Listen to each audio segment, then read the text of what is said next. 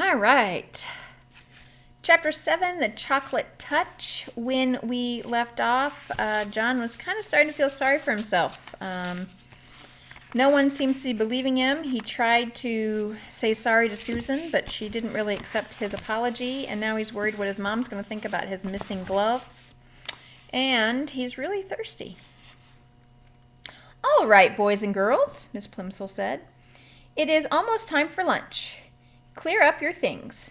Paint pots securely closed, brushes washed, paintings unpinned and laid out to dry, drawing boards stacked against the wall. Ah, there's the bell. Front row first, Timothy leading, then Robin in single file. Go.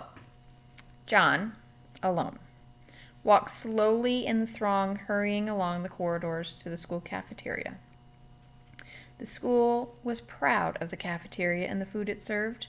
The room was spacious and bright with windows all the way along one side, overlooking the playground and the playing fields beyond.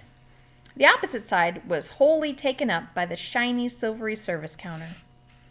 Several boys and girls were already settling at tables by the time John took his place in line. Envious, John noticed a boy at a nearby table suck at straws dipped in a milk bottle that was dull with frost. John could imagine the refreshing taste of cold, creamy milk.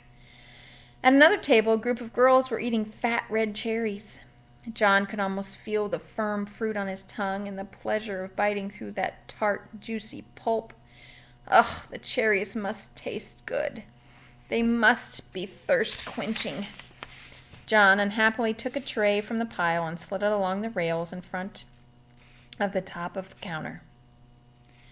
He put a paper napkin, a glass, and a gleaming spoon, a knife, and a fork on the tray.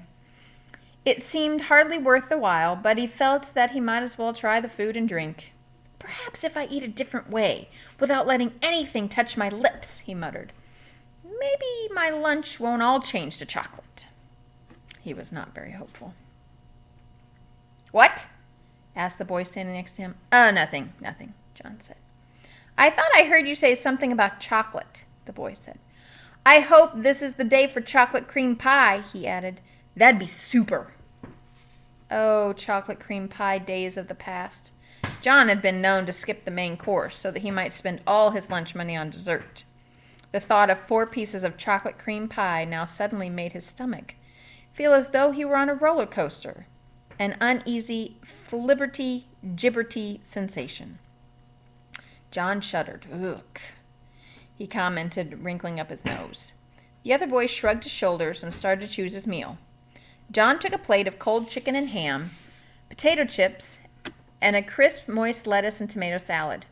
The white of the chicken, the pink of the ham, the gold of the potatoes, the pale green of the lettuce, and the red of the tomato looked delicious.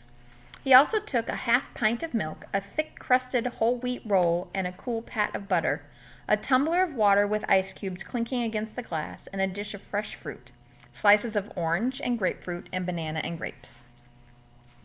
John's tray was loaded with just the sort of meal his mother was always trying to get him to eat. Until today, John had always thought it was pretty dull to eat sensible things, when there were sweeter foods and drink to be had. Today, however, the sensible things looked the most appetizing, and his mouth began to water in its new sticky way. John paid for the lunch with the money his mother had given him, went to an empty table, and sat down. His fingers trembling slightly with eagerness, he cut a slice of lettuce.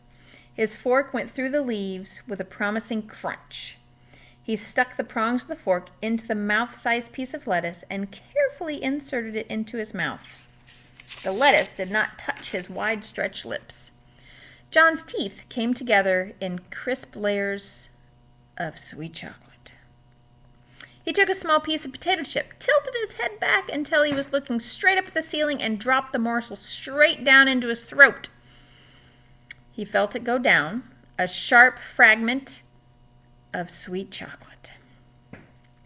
He tried the milk, the ice water, the fruit. Every solid and liquid that he sampled was transformed as soon as it entered his mouth. Then he became aware of a shocking novelty that he hadn't noticed at breakfast. At the rim of each glass There was a small semicircle of opaque brown. The bowl of his spoon and the prongs of his fork had become brown. As John watched horrified, the areas of magic chocolate slowly spread until at last the glasses and cutlery were all solid chocolate. The trouble was unquestionably growing worse. John's scalp tightened with fear. "What am I going to do?" he asked himself miserably. Oh dear, what is going to happen to me?" Leaving his tray of chocolate food and drink and utensils, John stumbled away from the cafeteria and out to the playground. I think he's getting a little upset. Wonder what his mom and dad are going to say about this.